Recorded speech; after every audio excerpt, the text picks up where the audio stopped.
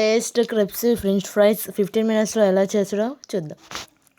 First మనం potato long size తీసుకొని దాని తర్వాత పీలప్ చేసి తర్వాత ఫ్రెంచ్ ఫ్రైస్ లాగా కట్ చేసుకోవాలి.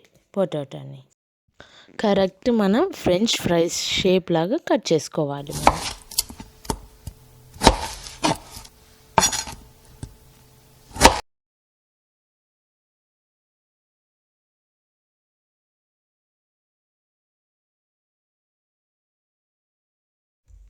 కట్ చేసుకున్న తర్వాత మనం బౌల్ తీసుకొని దాంట్లో సాల్ట్ వాటర్ వేసి మనం ఫ్రెంచ్ ఫ్రైస్ని అలా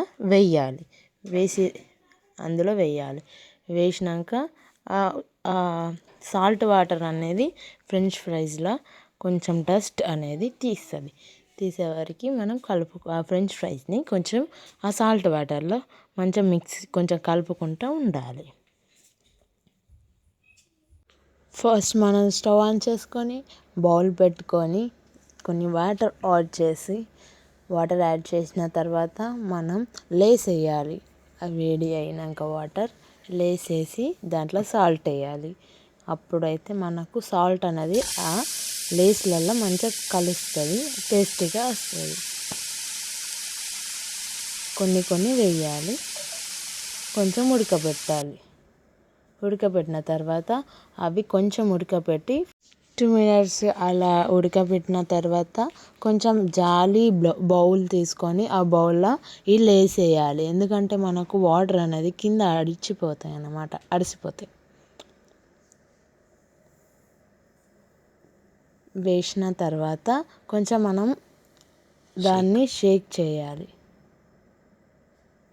చేసిన తర్వాత బౌల్ తీసుకొని మళ్ళీ ఒకటి బౌల్లో మనం ఆయిల్ యాడ్ చేసి ఆ ఫ్రెంచ్ ఫ్రైస్ అనేవి మనం ఆయిల్లో వేసి అవి కొంచెం వేగితే ఫ్రై అవుతాయి. గోల్డెన్ కలర్ వచ్చేదాకా ఫ్రై చేసుకోవాలి. మనం ఫ్రై అయినాక గోల్డెన్ కలర్ అయినాక మనం కొంచెం జాలిగంట తీర్చుకొని దాంట్లో ఫ్రెంచ్ ఫ్రైస్ వేయాలి. ఎందుకంటే గోల్డెన్ కలర్ వచ్చినాయి.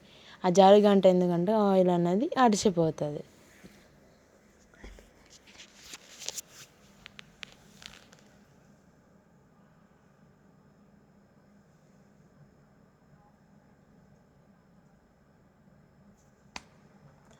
కొంచెం ఊపినాక ఆ లేస్ని ఒక బౌల్లో వేసుకోవాలి. మనకు ఫ్రెంచ్ ఫ్రైస్ అనేది రెడీ అయిపోతాయి.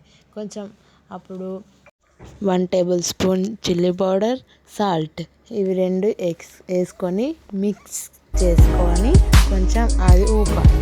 అప్పటికి మనం క్రిస్పీ